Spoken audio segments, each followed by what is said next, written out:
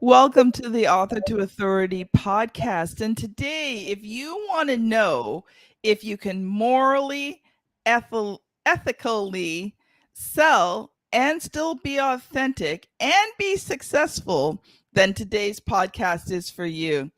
Joining me today is Deb Brown Maher, and she is a relationship catalyst who helps business owners and freelancers change their sales approach by shifting their perspective of sales from convincing a prospect to buy to being of service to them.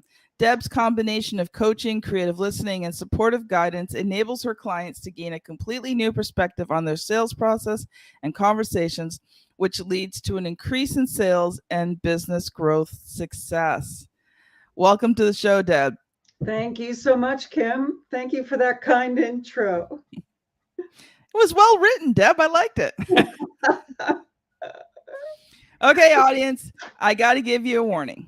We don't do too many episodes that have a lot of religious elements in it, though you guys all know that I am a Christian. Today's episode, though, we are talking about selling like Jesus. So if you're not big into Jesus or religion or any of those things, please feel free to bypass this episode. I will not be offended, but I am looking forward to today's conversation. Deb, introduce yourself and tell us a little bit more about yourself. Sure. So I guess the Sell Like Jesus is something recent. I just published the book the end of 2019. So I wasn't always out there known as someone who combines my faith with business, which in some ways was a lot easier. But what happened in 2012 is a friend of mine challenged me that I really should write a book. And I didn't feel like I had anything to bring to the table that was unique when it comes to sales. Because let's face it, there are a lot of sales gurus out there who are really good at their craft. They have great systems for selling. And I studied all of them. And I've used pieces from many of them. So if I was going to write a book about sales, it really had to be unique. And what popped into my mind, and I really believe it was the Holy Spirit talking to me, was how to sell like Jesus. And as soon as I said it, I thought, oh, that's going to be controversial. And yep, it's been a journey. You notice I said 2012, and the book didn't get finished till 2019. So I had to walk through a journey. I think one of the misconceptions about Christians, and we're probably to blame for it, is that we're always talking about Jesus and everything is the Bible and everything is scripture. And in reality, if you look at the example of Christ, he came pre-New Testament, right? So the whole New Testament was written about him after he did his thing. So if you look at what he did and how he did it, which we get that information from the scriptures, you find that what he did was connect well with people. He asked a lot of questions. He listened. He met people where they were at. Yes. He didn't try to convince people. There were times he walked away from people. So many of the stereotypes about Christianity really don't apply to Jesus when you look at the man, the person, and what he did and how he did it. So that's what I did as it pertains to sales. So if Jesus was a salesman, how would he do it? What would he do that would change the dynamic of the interaction with people so that they felt empowered to make good decisions for themselves? Yeah. Not, let me convince you that what I have is the greatest thing since sliced bread. right? So true. So true. So let's also talk a little bit about your business experience. So how did you come to be in sales and get to this point where you felt like you were ready to write about it? Yeah. So that was a number of years. I got a 4-year college degree that literally didn't prepare me to do any practical work. So I ended up in first in customer service roles and then sales roles. And I was actually good at sales. And I think it's because I really care about people and I want Hmm. to help people. And at its heart, the sales role is really about helping people bridge a gap. They Yes. they have a need, a want, a desire, a problem they're trying to solve. And if my product or service or combination of both can get them to a better place, then yay, they win and I win. So I gravitated towards sales, but at the same time, I really hated the whole high pressure atmosphere that many Mhm. sales techniques still use. Um, the press hard, third copy's yours. The price goes up on Monday. It's not that blatant, but it's still the same kind of manipulation to try to get Mhm. you to act from a position of emotion, which is, it's really controlling you in a way that is not right. And Yeah. especially, as a Christian, manipulation is the same as witchcraft. It Mm. is not something I want to be engaged in. And at a gut level, I always bristled at being asked to use those kinds of phrases and that technique to try to close sales.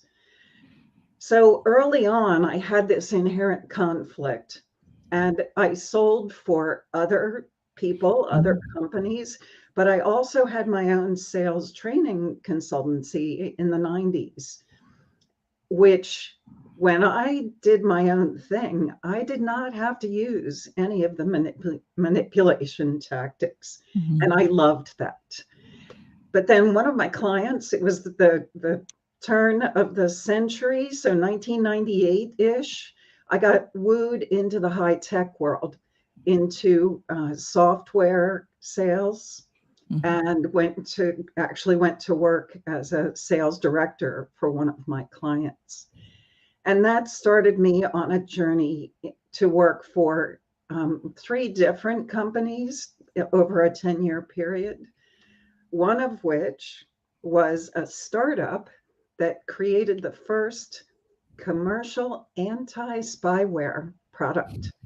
So I was selling bleeding edge kind of concepts and products, which later got commoditized and I lost interest in because that's a completely different kind of sale. So all, I'd say the last 3 years I was in industry, I felt like the Lord was saying, I want you to start your coaching business again. And when you're in business for yourself, so I'm talking to you, entrepreneurs, small business owners, nobody gives you vacation pay. If you're sick, you go to work anyway. You know, Yeah. So coming out of I'll just call it golden handcuffs, where I got the 3 weeks vacation pay and sick pay and guaranteed Security. every other week salary. Yeah. And so I dragged my feet, but I finally said yes to the call, January 2008. And I started doing sales coaching again. Mhm. So a- again, back in my own environment where I had control over how I sold, Mhm. um, I I was actually working with a business coach who said, "You need to write a book," and that's where that story picks up. Yeah. Yeah. The thing is that God brings us on interesting journeys, and Yes. there are times we do fight the calls that God gives us, and Mhm. ultimately God wins though, because He knows us. That's right. And the good news is if you're one of those people who has heard that whisper, but you haven't said yes to it yet, it's okay because God understands and Yes. He makes up the time. So where we drag our feet, He knows how to accelerate to get us where we were supposed to be anyway. So you're okay. Just do say yes sooner rather than later because you'll feel better. Yes, it is draining fighting what God wants you to do. It most Yes. definitely is. Been there a few times. I've learned I don't fight them so much anymore. It's just like, okay, I don't even want to get into this battle because I know you're going to win anyway, God. Right. So, Yeah. and the thing is like, it's not, it is a battle, but the thing is I know everything God has for me is good. Yes. It's It just, does. It can be scary. oh, yeah, it can be scary because you're unsure. Like, we're in that situation now. God's brought us to a new place, a new path, and we're in the process. So, we're in the middle of it. And yeah, it's an interesting journey of Yes. every day trusting God when it feels like sometimes everything's been stripped away and you're like, oh, seriously, God, like, hmm, you Yeah. know. It's that being able to trust the unseen and the unknown. And sometimes I'm better at it than others. Sometimes I Me go too. kicking and screaming. Um, but I agree. Whenever I do say yes, things go amazingly, wonderfully better than Yes. I ever thought. Yeah. Awesome. So let's switch gears here because I know you've come prepared to talk about what selling like Jesus is. And so I'm you gave us a little hint, but I'm looking forward to the more. Yes. So sales, whenever you approach selling, there are three cornerstones that have to work together. The first is our mindset, our attitude, what's driving what we do. And our beliefs and our values are part of that. So the mindset has to be in congruence with the strategy, the action plan, the things that need to be done. Because, with sales, they don't just happen. There are behaviors that we have to initiate. And depending on your business, those behaviors are going to be different. And we have to be doing enough of them to get the results that we need. So the the behaviors or the action plans are the second pillar. The third is our technique, our strategy. Mm. What we say, how we say it, and that happens in relationship. So our mindset and our action plans, we can work on those internally or with people within the organization that we are working with. Mhm. But when it comes to the actual sales conversation, you are in a dynamic back and forth dialogue.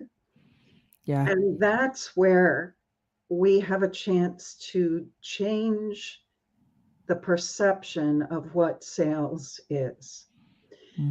Yes. Unfortunately, because we've all had a bad experience with sales and we remember those bad Yeah. experiences because they were usually pretty horrible. Um, we come with our guard up when Yes. we're about to purchase something. Let's face it, we're vulnerable. We have a need, we have a problem we're trying to solve. That makes us feel unsure. We know we need to do something, but there are choices out there. And even when we've done our research, we still don't know what we don't know. So, Mm. to some And extent, that's the place that kills us, isn't it? it always. So, we have to rely to some extent on what we're being told, what's shared by that salesperson. And that's a risk. It's always a risk. Yeah. So if you are selling, first of all, understand that the buyer is feeling vulnerable. Mm-hmm. Yes. And from your own perspective, you've got your own vulnerabilities. And this is where that mindset piece is so critical. You have payroll to make, or you have bills to pay.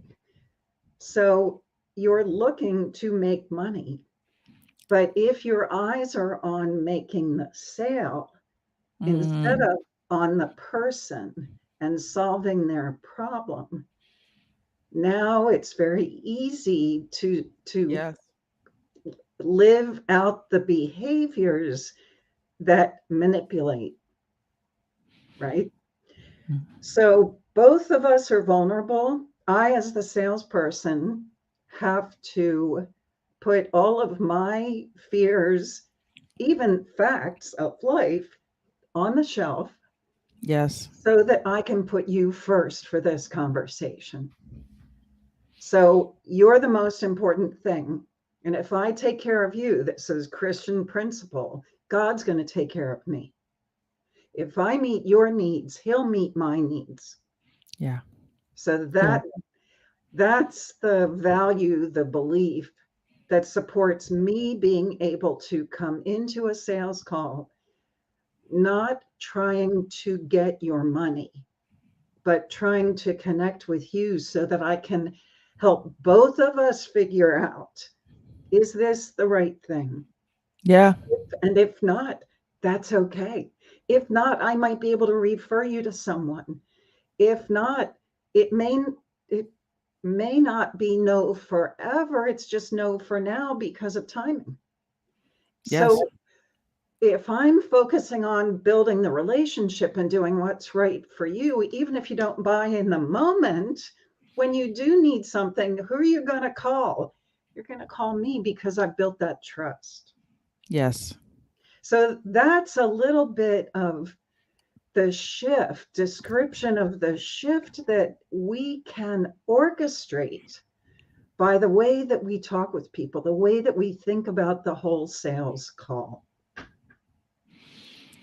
Love it. Love it. You know, Deb, one of the things that I think is just golden in what you said was the fact that when you go into it with a heart, right, of kindness, caring, trusting that God's going to take care of your needs, whether you get that sale or not. And I think that's been so liberating for me is Me, the fact that I can trust that God's got me. yes. Whether I make the sale or not, God's got me. So I don't have to put any pressure. And to be honest, I've turned business down because it wasn't right for me.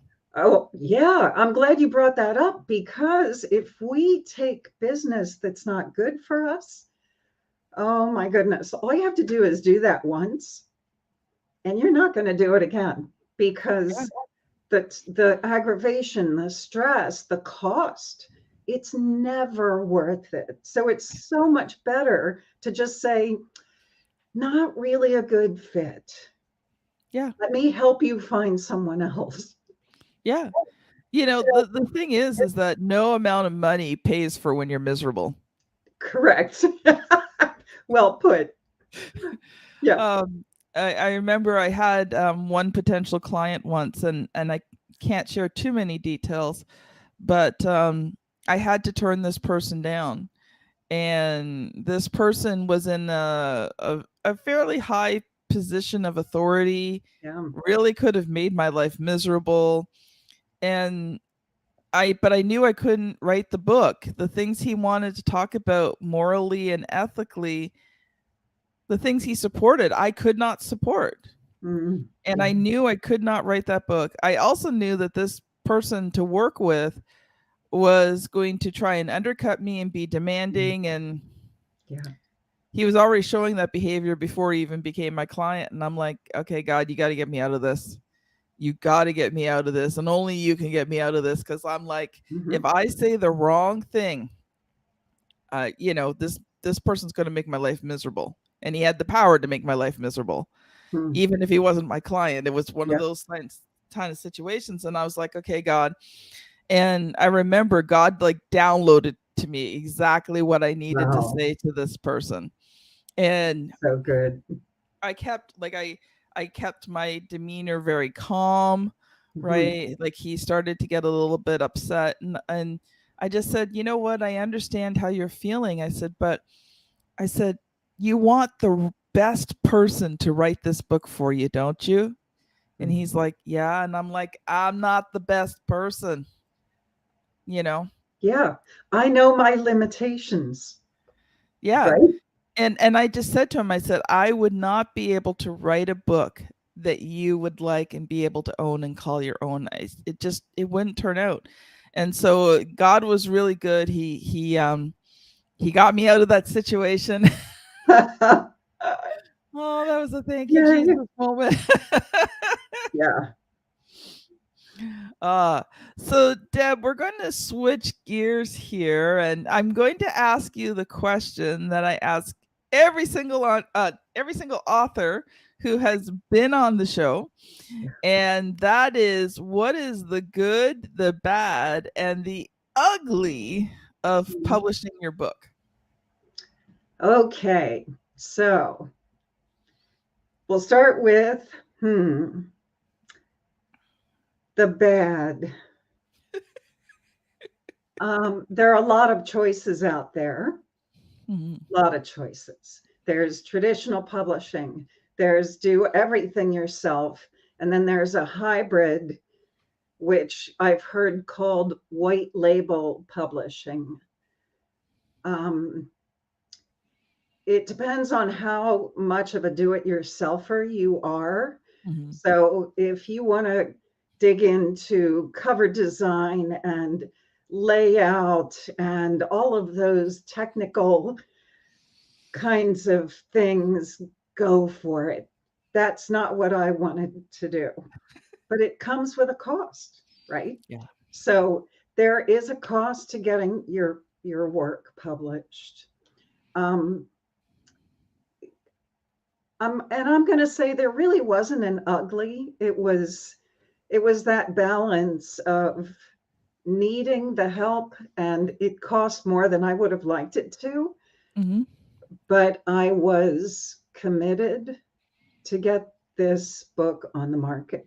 I was driven because there has never been, thank God, because he really helped me write the book. There's nothing else out there like this, Yeah. and that was important to me. So the other difficulty with a book is no one sells it for you. And if you've written a book, you know what I'm talking about.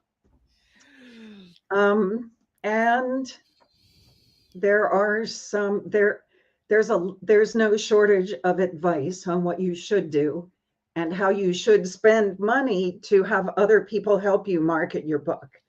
Yeah. So again, it's a hard road to navigate. And when you're doing it for the first time, which this was my first book, I never aspired to write a book, but here we are.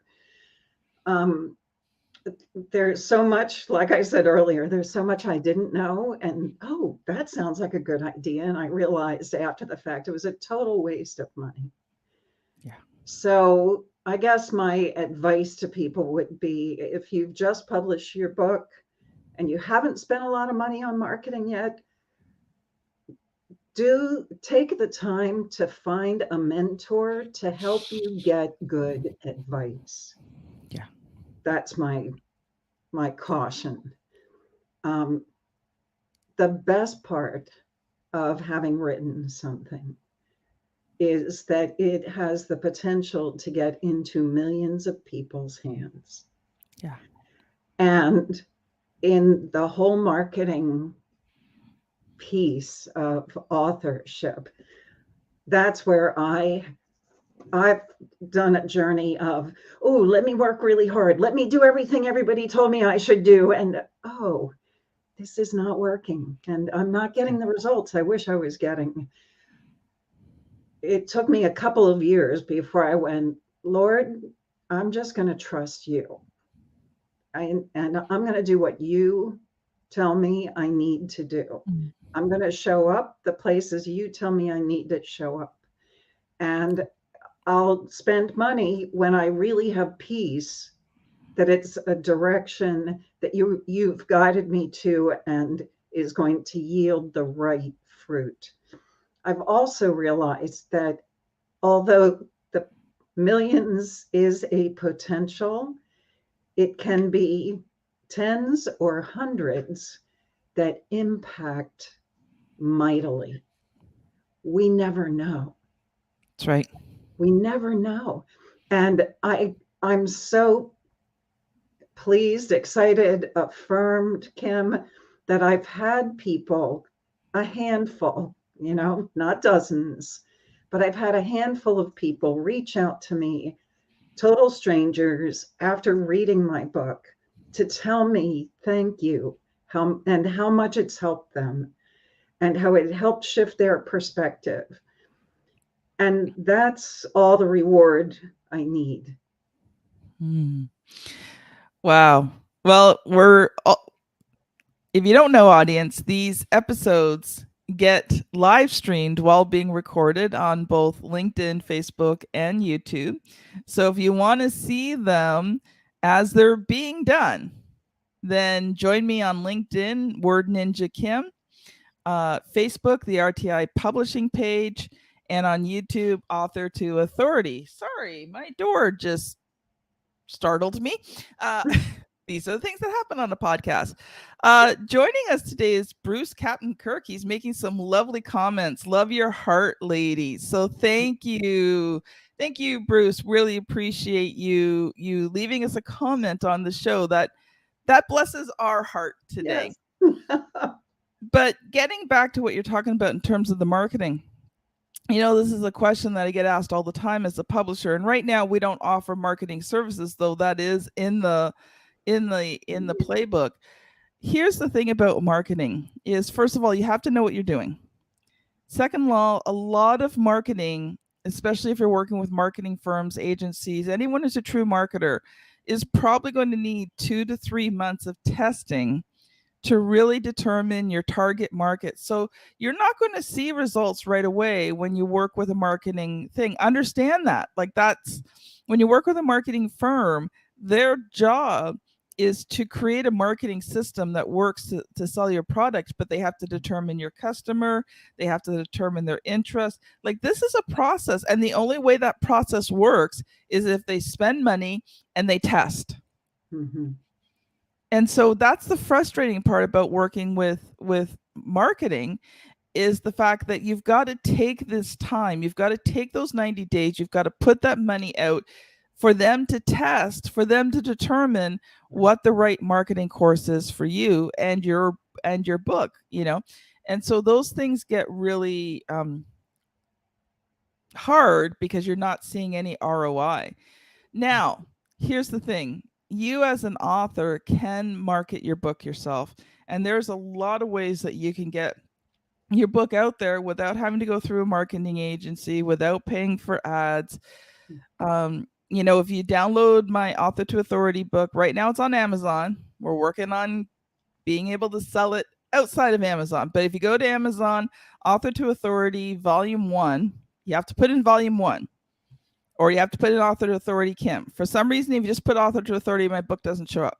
So Author to Authority Volume 1 or Author to Authority Kim, and get the book, because in the book I share a lot of different ways that you can get your book out there without having to put out a lot of time. Well, okay, time, yes. Yes. Money, Right. not so much. Maybe little Mm-hmm. bits that any entrepreneur can afford. Deb, so as we're getting ready to close up here, what I would love for you to do is to share one final thought with us, and then how can the audience connect with you? So, one final thought is based on what I hear so many entrepreneurs and small business people say, and that's this phrase: sales is a necessary evil. Mm. Stop saying that. You're Amen. cursing yourself when you say that. It's not evil when That's you right. do it in a godly, positive, helpful way. It's not. It's what lets you continue to do what you love to do. So Mm. without sales, you can't deliver what your product or service is. So yeah, it can be something that brings joy, and you can be successful at it. So here's what I'll offer: a half hour, no cost, no selling conversation. You and me, just send me an email and we'll set up a time. You can talk about anything as it pertains to your business or sales. You can ask questions, whatever. So take advantage of it by writing to Deb at debbrounsales.com. And we'll have that email in the show notes. Thank you so much, Deb. And if Thank you've you. enjoyed today's episode and you are watching this on YouTube, I will get this right one day, but either to this side or to this side, you're going to see a nice little thumbnail about the 400, not the 400th episode. Let me get this one straight here. About episode number 427. Sorry, got the wrong episode there. 427, where I interview Larry Levine and Daryl Amy. And one of the things that we talk about is our book writing journey, but also how to sell from the heart. So make sure that you check that out on YouTube. If you're on your podcast app, just scan back, I don't know, 6 or 7 episodes, and you will find that. Deb, thank you so much for being on the show. So this has been Deb Brown Maher and Kim Thompson Pinder on the Author to Authority podcast. Thank you so much for listening, and we'll see you on the very next episode. Bye now.